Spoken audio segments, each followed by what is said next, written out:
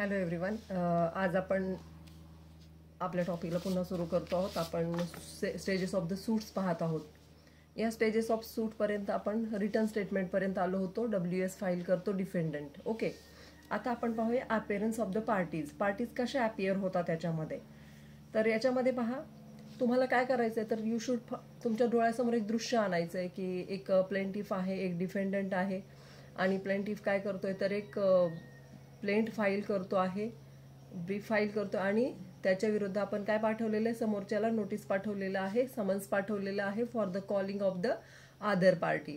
आणि जेव्हा आपण दुसऱ्या पार्टीला बोलवून घेतो आहोत तेव्हा त्याला आपण काय पाठवलेलं आहे की प्लेंटची एक कॉपी पाठवली, ज्याच्यामध्ये त्याला आपल्याला कळतंय की त्याला कळायला पाहिजे ना त्याच्यावर कुठले कुठले आरोप आहेत. मग त्या आरोपांसाठी आपण त्याला एक प्लेंटची कॉपी पाठवलेली आहे. त्यांनी ती प्लेंटची कॉपी वाचलेली आहे आणि आता तो रिटर्न स्टेटमेंट देत आहे. ओके, इथपर्यंतचे स्टेजेस आहेत. आता अपिअरन्स ऑफ द पार्टीज पहा. On the day which is force in the summons for defendant to appear. आपण त्या समन्समध्ये काय अपियर हे केलेलं आहे की कुठल्या दिवशी त्या डिफेंडंटने हजर राहायचं आहे कोर्टामध्ये. The parties to suit have to attend the court either in person or by their pleader. एकतर त्यांनी पर्सनल उपस्थित राहायचं आहे किंवा त्यांनी आपला प्लीडर पाठवायचा आहे. When the plaintiff neither appears nor shows any sufficient cause for his non appearance then the court may dismiss the suit. पाहता, प्लेंटिफनी दावा दाखल केलेला आहे, समोरची पार्टीला बोलवलेलं आहे, त्या तारखेला हजर राहायला पाहिजे. प्लेंटिफ स्वतःच when the plaintiff neither appears nor shows any sufficient cause for his non-appearance, then the court may dismiss the suit. पहा, या वाक्याला स्टार करून ठेवा.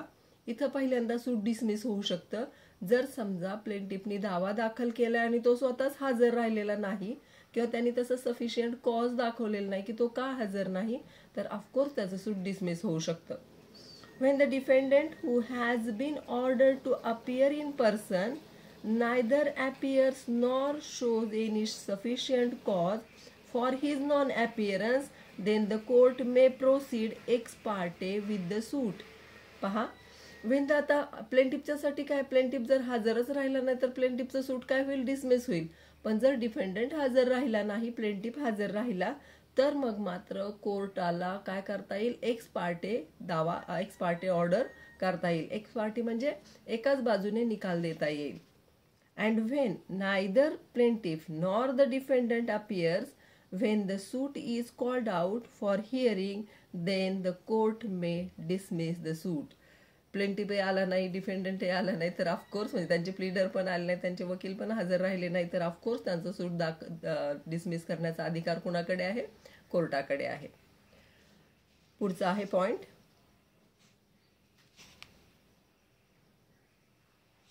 Discovery and inspection, that is interrogatives. Okay, interrogatories म्हणजे questions. Okay, sometimes it may appear to either of the parties that the nature of their opponent case is not sufficiently get disclosed by their respective pleading.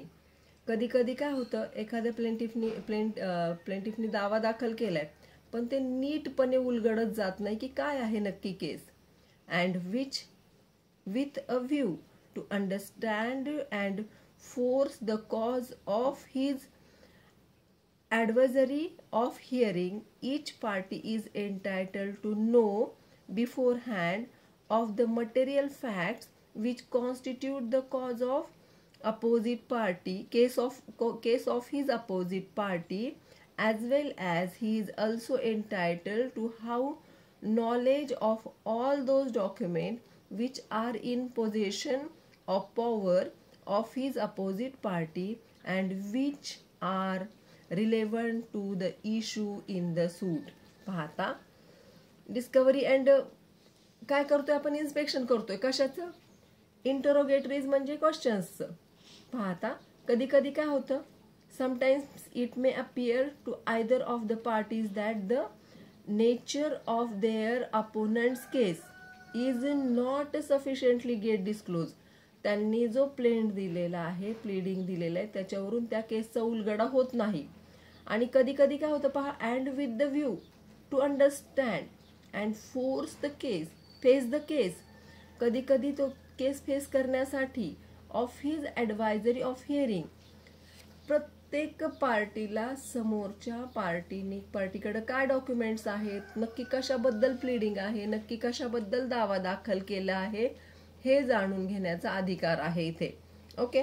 Discovery means to compel the opposite party to disclose what he has in his position or power when information as to material fact is required. जेव्हा material फॅक्टची गरज असते त्यावेळेस force करणं की बाबा तुमच्याकडे काय डॉक्युमेंट्स आहेत ते दाखवा, कारण तुम्ही जर डॉक्युमेंट्सच दाखवले नाहीत तर आम्हाला कसं कळणार की आमच्या विरुद्ध कसा दावा दाखल केला गेलेला आहे ते. So then a party is allowed to put a series of questions to his advisory. These questions are called as interrogatories. मग खूप सारे प्रश्न विचारून त्यांच्याकडून काढून घेण्याचा अधिकार दुसऱ्या पार्टीला आहे की बाबा तुमच्याकडे कुठले डॉक्युमेंट्स आहेत, कुठले पुरावे आहेत, हे सगळं काढून घेण्याचा अधिकार कुणाला आहे, समोरच्या पार्टीला. आता आलो आपण फर्स्ट हिअरिंगच्या स्टेजवर. फर्स्ट हिअरिंग म्हणजेच काय, फ्रेमिंग ऑफ इश्यूज.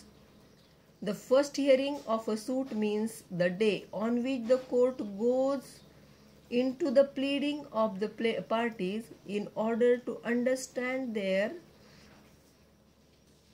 contentions. पहा, हे जे त्यांनी काय काय कंटेन्शन्स याच्यावर कोर्ट काय करतं, मग अभ्यास करतं. Court goes into the pleadings. The plaint and written statement constitute the pleading. Plaint आणि written statement एकत्र जेव्हा करतो आपण त्याला म्हणतात pleading. The next important stage in the suit is the framing and settlement of suit. He important stage आहे. And the day on which such issues are framed is the hearing of the suit. त्याला hearing सुरू झाला असं म्हणतात. Issues arises when the material propositions of fact or law is affirmed by one party and denied by the other. पाहता, issue कधी कसे असतात, issue arises कधी येतात, किंवा एक पार्टी मान्य करते की इट्स हॅपन्स, एक पार्टी बोलते हे घडलेलं नाही. each material position which is affirmed by one party and denied by the other forms the subject matter a distinct issues. Issue कसे फ्रेम केले जातात, पहा, एक प्लेंटिफ आहे, एक डिफेंडंट आहे. प्लेंटिफ म्हणतो की समजा प्रॉपर्टीचा मॅटर आहे आणि तो म्हणतो की जागा माझी आहे, या जागेवर माझा वडिलोपार्जित हक्क आहे. आणि डिफेंडंट म्हणतो की नाही, ही जागा माझी आहे आणि माझा वडिलोपार्जित हक्क आहे. ओके, दोघांचे इश्यूज कसे आले, वेगवेगळे आले. मग इथं कॉन्फ्लिक्ट निर्माण होतं. इथं होतं की या दोघांपैकी खरं कोण बोलतं आहे हे शोधणं म्हणजे इश्यू फ्रेम करणं. ओके. सो एक पार्टी काय करते, हो म्हणते माझी आहे. दुसरी पार्टी काय म्हणते, नाही ती त्याची नाही, ती माझी आहे. So forms the subject matter of distinct issues are the backbone of a suit. सूटच मुळी त्याच्या दोघांनी मान्य केलं की हा म्हणाला ही माझी वडिलोपार्जित जागा आहे, हा म्हणाला हो मान्य आहे त्याची वडिलोपार्जित जागा आहे, माझी आहे, आमच्या दोघांची वडिलोपार्जित जागा आहे. काही इश्यू फ्रेम होत नाही, दोघांकडे पण पुरावे असतील आणि इश्यू संपले. पण हा म्हणतो की माझी वडिलोपार्जित जागा आहे, हा म्हणतो की नाही ही माझी वडिलोपार्जित जागा आहे. तर बघ मात्र इथं इश्यू फ्रेम होतात आणि हे जे इश्यूज असतात जे एकमेकांच्या विरुद्ध बोलत असतात, एक जण मान्य करतो एक जण डिनाय करतो, याच्यावरून इश्यूज फ्रेम केले जातात. त्याच्यावर हा बॅकबोन ऑफ द सूट आहे. कारण दावा कशावर चालवला जाणार आहे, दोघांनी मान्य केलं तर दाव्याला अर्थच राहणार नाही, त्या सूटला अर्थ राहणार नाही. पण एक जण जेव्हा मान्य करतो आणि एक जण काय करतो तिथे डिनाय करतो, त्यावेळेस मात्र इथं सूट फ्रेम केलं जातं. The framing of issue has important bearing on the trial and decision of the case. Trial चालवण्यासाठी आणि केसचा डिसिजन लागण्यासाठी हे इम्पॉर्टंट आहे. फ्रेमिंग ऑफ इश्यू हे महत्त्वाचा मुद्दा आहे. फ्रेमिंग ऑफ इश्यू करण्यामुळे काय होतं की त्यांना कळतं की कशा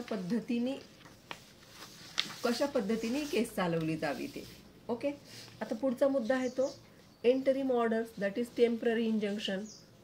After the plaintiff institutes the suit and before it is finally disposed of, the court may make interlocutory orders. The court may make interlocutory order as may appear to the court to be just and convenient. काही order दिल्या जातात interlocutory म्हणजे मध्यातच. The prima facie purpose of granting interim relief is the prevention of property in dispute. समजा आता एखाद्याने प्रॉपर्टीचा दावा दाखल केला आणि डिफेंडंटनी काय केलं, सगळी प्रॉपर्टी विकूनच टाकली, मग कशावर दावा चालू होणार.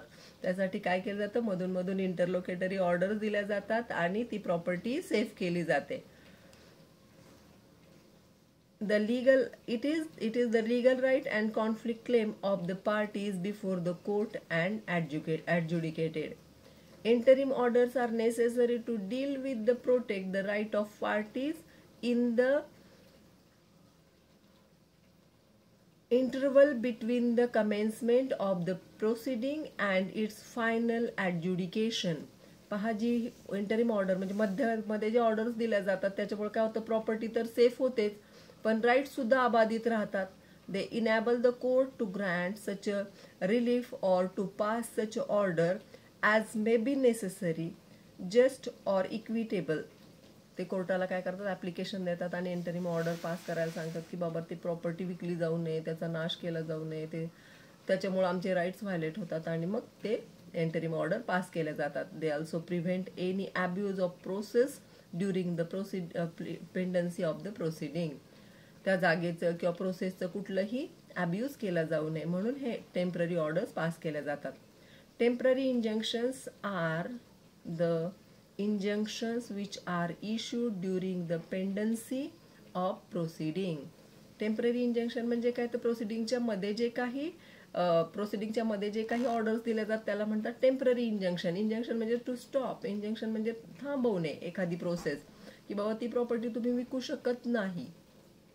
It is remedy in the form of order of the court addressed to a particular person which either prohibits him from doing or continuing to do. त्याला काही म्हणजे डिफेंडंटला काही करण्यापासून थांबवण्यासाठी किंवा त्यांनी ते कंटिन्यूइंग ठेवण्यासाठी थांबवलं जातं. A particular act that is a prohibitory injunction, त्याला प्रोहिबिशन केलं जातं आणि त्याला थांबवलं जातं. Or which orders to carry out positively a certain act that is a mandatory injunction. किंवा त्याला ती जागा आहे बाबा, त्या जागेचं मेंटेनन्स वगैरे चालू ठेवण्याचं अलाउड केलं जातं पण ती जागा विकू शकत नाही. किंवा आपण सिव्हिल सूट पाहतो म्हणून जागेचं एक्झाम्पल घेतलेलं आहे, तर ती जागा विकू शकत नाही, त्या जागेचं काही किंवा ॲब्यूज करू शकत नाही, याच्यासाठी टेम्पररी इंजंक्शन असतं, टेम्पररी स्टॉप केलं असतं. आणि जर समजा तो तिथं काही त्याचं चालू आहे बाबा, त्यांनी पीक लावलेलं आहे किंवा त्याच्या शेतीची प्रोसेस चालू आहे, तर त्याला मॅन्डेटरी इंजंक्शन म्हणतात, की काम चालू ठेव. आता ट्रायल कशी घेतली जाते एव्हिडन्सची हे आपण नेक्स्ट टॉपिकमध्ये पाहू. थँक्यू.